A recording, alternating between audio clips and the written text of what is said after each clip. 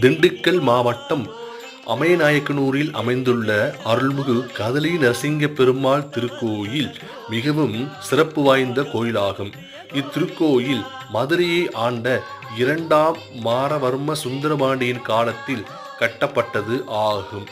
இத்திருக்கோயில் பொம்பல நாயக்கர் காலத்தில் பெரிய ஆலயமாக புதுப்பிக்கப்பட்டு சிறப்பு பூஜைகள் நடைபெற்றது. இத்திருக்கோயில் கருவறையில் சிவபெருமானும் நரசிங்க பெருமானும் ஒரே கருவறையில் குடிகொண்டு அருள்பாலிப்பது உலகில் வேறு எந்த ஆலயத்திலும் காண முடியாத அதிசயங்களில் ஒன்றாகும். ஆகையால் இத்திருக்கோயில் அருள்மிகு கதலீஸ்வர நரசிங்க பெருமாள் என அழைக்கப்பட்டு பெருமாளுக்கு உகந்த மார்கழி மாதத்தில் காலை மாலை என 2 வேளைகளில் பெருமாளுக்கும் சிவபெருமானுக்கும் பூஜைகள் நடைபெற்று பக்தர்களுக்கு பிரசாதமும் வழங்கப்பட்டு வருகிறது.